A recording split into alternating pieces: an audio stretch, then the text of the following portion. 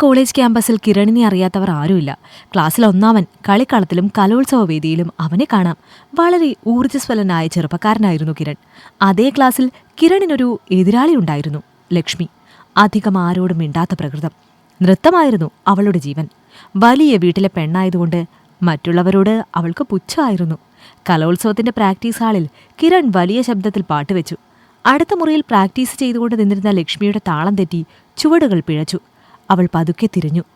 ശബ്ദം ലേശം കുറയ്ക്കാമോ? കിരൺ ലക്ഷ്മിയെ കളിയാക്കി. ഇത് ലൈബ്രറി അല്ല, യൂത്ത് ഫെസ്റ്റിവൽ നടക്കുകയാണെന്നറിയില്ലേ? നല്ലൊരു കലാകാരിക്ക് ഏകാഗ്രത മുഖ്യമായും വേണം. എല്ലാവരും ചിരിച്ചു. മറ്റുള്ളവരുടെ മുന്നിൽ വെച്ച് തന്നെ അപമാനിച്ച കിരണിനോട് ലക്ഷ്മിക്ക് പക തോന്നി. ഒരു മുറിയിൽ കോളേജ് ഡേ പരിപാടികളുടെ പ്രാക്ടീസ് നടക്കുന്നു. കിരൺ മുറിയുടെ വാതിക്കൽ ചെന്ന് നിന്നു. പതിവ് പോലെ ലക്ഷ്മിയെ കളിയാക്കാനായി നിന്നതാണ്. പക്ഷേ അവൾ അവനെ കണ്ടതായി നടിച്ചില്ല. ലക്ഷ്മി ആരെയും ഗൗനിക്കാതെ നൃത്തം തുടങ്ങി. അവളുടെ ഭംഗിയുള്ള ചലനങ്ങൾ അവൻ ശ്വാസം പിടിച്ചു നോക്കി നിന്നു. എത്ര മനോഹരമായ ഭാവങ്ങൾ അവളുടെ മുഖത്ത് വിരിയുന്നു. ഇത്രയും ശരീരവടിവൊത്ത നർത്തകി. എത്ര നാളത്തെ പരിശീലനമായിരിക്കും? കിരണിന് ലക്ഷ്മിയോട് ആരാധന തോന്നി. അവൾ നൃത്തം കഴിഞ്ഞ് മടങ്ങുന്നതുവരെ അവൻ നോക്കി നിന്നു. ആ സംഭവത്തിനു ശേഷം കിരണിന് ലക്ഷ്മിയോട് മിണ്ടണമെന്ന് തോന്നി. അതിനായി അവൻ പലതവണ ശ്രമിച്ചു. പക്ഷെ ലക്ഷ്മി അവനെ പരിഗണിച്ചതേയില്ല. ഒരു ദിവസം കോളേജ് വരാന്തയിൽ വെച്ച് ലക്ഷ്മി ഒറ്റയ്ക്ക് കിട്ടിയപ്പോൾ കിരൺ ചോദിച്ചു, ലക്ഷ്മി ദിവസവും പ്രാക്ടീസ് ചെയ്യാറുണ്ടോ? താൻ ക്ഷീണിക്കില്ലേ? കാല് വേദനിക്കില്ലേ? എന്തെങ്കിലും ആവശ്യമുണ്ടെങ്കിൽ എന്നോട് പറയണം. ലക്ഷ്മി കുഴങ്ങിപ്പോയി. ഇവനിതെന്തു പറ്റി? ഒരു ദിവസം അവൾ നേരിട്ട് അവനോട് ചോദിച്ചു, എന്താണൊരു മനം മാറ്റം? കിരൺ അവളെ നോക്കി ചിരിച്ചുകൊണ്ട് നടന്നുപോയി. കോളേജ് ഡേയിൽ ലക്ഷ്മി സ്റ്റേജിൽ നന്നായി നൃത്തം ചെയ്തു. കയ്യടികൾ കൊണ്ട് എല്ലാവരും അവളെ അനുമോദിച്ചു. സ്റ്റേജിന്റെ പിറകിൽ കിരൺ ലക്ഷ്മിയെ കാത്തുനിന്നു. ലക്ഷ്മി, അവൾ തിരിഞ്ഞു നോക്കി. നൃത്തം മനോഹരമായിരുന്നു. അവൾ നാണത്തോടെ തലകുനിച്ചു. അവൻ ലക്ഷ്മിയുടെ അടുത്തേക്ക് വന്നു. എനിക്ക് നിന്നെ ഇഷ്ടമാണ്, ഒത്തിരി ഇഷ്ടമാണ്. കിരൺ തിരിഞ്ഞു നോക്കാതെ നടന്നുപോയി. ലക്ഷ്മി അത്ഭുതത്തോടെ അവനെ നോക്കി നിന്നു. ക്യാമ്പസിന്റെ പിന്നിലെ പഴയ വഴിയിലൂടെ അവർ നടന്നു. അവളുടെ വിരലുകൾ പേടിച്ച് തണുത്തിരുന്നു. വീട്ടിലറിഞ്ഞാൽ അവളുടെ പഠനം അവസാനിപ്പിക്കും അച്ഛനും ചേട്ടന്മാരും കൂടി. കിരൺ പതുക്കെ അവൾക്ക് നേരെ കൈനീട്ടി. ഒരു നിമിഷം അവളൊന്ന് സംശയിച്ചു നിന്നു. അവന്റെ വിരലുകളിൽ ബലമായി പിടിച്ചു. ശത്രുക്കളായിരുന്ന കിരണും ലക്ഷ്മിയും കോളേജിലെ പ്രിയപ്പെട്ട പ്രണയ ജോഡികളായി മാറി. ആ പ്രണയം കോളേജിൽ വലിയ വാർത്തയായി മാറി. ആ കോളേജിൽ ജോലി ചെയ്യുന്ന ഒരു സുഹൃത്തിൽ നിന്നും ആദ്യം വിവരം അറിഞ്ഞത് ലക്ഷ്മിയുടെ അച്ഛനായിരുന്നു. നീ പഠിക്കാൻ തന്നെയാണോ പോകുന്നത്? അവളുടെ ഒരു ഡാൻസും കൂത്തും. അച്ഛൻ ലക്ഷ്മിയുടെ പുസ്തകങ്ങളും ചിലങ്കയും നശിപ്പിക്കാൻ ശ്രമിച്ചു. അവളുടെ അമ്മ പിടിച്ചു മാറ്റിയില്ലായിരുന്നുവെങ്കിൽ അച്ഛൻ അവളെ അന്ന് തല്ലിയേനെ. അമ്മ മാത്രം അവളുടെ സ്നേഹത്തെ മനസ്സിലാക്കി അവളെ ആശ്വസിപ്പിച്ചു. കിരണിന്റെ വീട്ടിലും സംഭവം അറിഞ്ഞ് അച്ഛൻ വീട്ടിൽ വഴക്കുണ്ടാക്കി. അവന്റെ അമ്മ മാത്രം രഹസ്യമായി ചോദിച്ചു, നീ സീരിയസ് ആണോ അതോ തമാശയാണോ? അമ്മ, അവളില്ലാതെ എനിക്ക് പറ്റില്ല. ജീവിതത്തിൽ ആദ്യമായി എന്നെ മനസ്സിലാക്കിയ പെണ്ണാണ് അവള്. ലക്ഷ്മിയുടെ അവസാനത്തെ വലിയ സ്റ്റേജ് പെർഫോമൻസ് ടൗൺ ഹാളിൽ നടക്കുകയാണ്. അച്ഛൻ അവളെ പുറത്തുവിടാൻ താല്പര്യമുണ്ടായിരുന്നില്ല. അമ്മ ഇടപെട്ടാണ് അവളുടെ നൃത്തത്തിന് അച്ഛൻ സമ്മതം നൽകിയത്.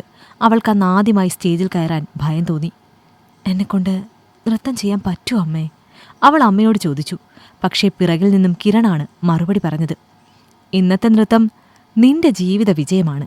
ഇന്ന് പിഴച്ചാൽ നിനക്കൊരിക്കലും ഇനി ചിലങ്ക അണിയാൻ സാധിക്കില്ല. നീ വരുന്നതിന് മുൻപ് നിന്റെ അച്ഛൻ്റെയും ചേട്ടന്മാരുടെയും കണ്ണുവെട്ടിച്ച് ഞാനിവിടെ ഒളിഞ്ഞിരിക്കുന്നതാണ്. കിരൺ അവളുടെ കാലിൽ കെട്ടിയ ചിലങ്ക ശരിയാക്കി കൊടുത്തു. മോളെ, നീ ഇന്ന് നൃത്തം ചെയ്യുമ്പോൾ ഈ ലോകം അത് ആസ്വദിക്കണം, അമ്മ പറഞ്ഞു. ആ സ്റ്റേജിൽ ലക്ഷ്മി തീ പോലെ നൃത്തം ചെയ്തു. ഇതവളുടെ അവസാനത്തെ പെർഫോമൻസ് ആണെന്ന് അവൾക്ക് തോന്നി. അച്ഛനും ചേട്ടന്മാരും ധൃതിയിൽ ലക്ഷ്മിയുടെ വിവാഹം പ്ലാൻ ചെയ്തു. ഞായറാഴ്ച പെണ്ണ് കാണാൻ ചെക്കനും കൂട്ടരും വരും. വരാമെന്ന് പറഞ്ഞ വീട്ടുകാർ വരില്ല. ബാംഗ്ലൂർ IT കമ്പനിയിൽ ജോലി ചെയ്യുന്ന ആ പയ്യന് ആ ആഴ്ച ലീവ് കിട്ടിയില്ല. പകരം മറ്റൊരു കൂട്ടർ വരുന്നെന്ന് ചേട്ടൻ അറിയിച്ചിട്ടും ലക്ഷ്മി പ്രതികരിച്ചില്ല. അവളിപ്പോൾ ചിരിക്കാറില്ല, ഭക്ഷണം കഴിക്കാറില്ല, ആരോടും മിണ്ടാറില്ല. അവളുടെ മാറ്റത്തിൽ എല്ലാവരും വിഷമിച്ചു. അവളെന്തെങ്കിലും കടുങ്കൈ ചെയ്യുമോ എന്ന് എല്ലാവർക്കും പേടിയായി തുടങ്ങി. അമ്മ ഉറങ്ങാതെ എപ്പോഴും അവൾക്ക് കാവലിരുന്നു. പെണ്ണ് കാണാൻ വന്ന കൂട്ടരുടെ മുന്നിൽ ലക്ഷ്മി അണിഞ്ഞൊരുങ്ങി നിന്നു. അവൾ ആരെയും ശ്രദ്ധിച്ചില്ല. ചായ നീട്ടുമ്പോൾ ആരോ വിരലിൽ തൊട്ടു. ലക്ഷ്മി ദേഷ്യത്തിൽ മുഖം ഉയർത്തി. മണവാളൻ വേഷത്തിൽ കിരൺ, കൂടെ അവൻ്റെ അച്ഛനും അമ്മയും. നിങ്ങൾക്ക് ഒരേ ഒരു മകൻ, ഞങ്ങൾക്കൊരേ ഒരു പെൺകുട്ടി. അവരുടെ ഇഷ്ടം അങ്ങനെയാണെങ്കിൽ, ലക്ഷ്മിയുടെ അച്ഛൻ പറഞ്ഞു. എനിക്കെന്നും ഇവൾ സന്തോഷത്തോടെ ജീവിച്ചിരിക്കണം, അത്രമാത്രം. കിരൺ എല്ലാവരും കേൾക്കെ പറഞ്ഞു. ഇവളെൻ്റെ രാജകുമാരിയാണ്. ഞാനിവളെ പൊന്നുപോലെ നോക്കും. എല്ലാവരും ചിരിച്ചു. ആ സമയം ലക്ഷ്മിയുടെ ഇളയ ചേട്ടൻ പറഞ്ഞു, എങ്കിൽ നിനക്ക് കൊള്ളാം. അവൾക്ക് തടിയന്മാരായ 3 ചേട്ടന്മാരുണ്ട് കേട്ടോ. കിരൺ ചേട്ടനെ നോക്കി തൊഴുതു. ഞങ്ങൾക്ക് നിങ്ങളുടെ മകളെ മാത്രം മതി. ഞങ്ങൾക്കൊരു മകളില്ലാത്ത കുറവ് ഇവള് പരിഹരിക്കും. കിരണിൻ്റെ അച്ഛൻ പറഞ്ഞു. അതുറപ്പല്ലേ? എൻ്റെ മകൾ നിങ്ങൾക്ക് നല്ലൊരു മകളായിരിക്കും. വിവാഹരാത്രി ലക്ഷ്മി മുറിയിലെ ജനലരികിൽ നിന്നു. പിന്നിൽ നിന്ന് കിരൺ പതിയെ പറഞ്ഞു, നമ്മൾ ശത്രുക്കളായി തുടങ്ങിയ ആ കഥ ഇപ്പോൾ എവിടെ എത്തി? ലക്ഷ്മിയുടെ കണ്ണുകളിൽ പ്രണയം നിറഞ്ഞു. കിരൺ, നീയില്ലാതെ എനിക്ക് ജീവിക്കാൻ പറ്റില്ല. എനിക്ക് നീയില്ലാതെയും പറ്റില്ലല്ലോ. നമ്മൾ ജനിച്ചത് തന്നെ ഇങ്ങനെ ഒന്നാകാനാണ്. കിരൺ അവളുടെ കൈ പിടിച്ചു. പുറത്ത് നല്ല മഴ തുടങ്ങി.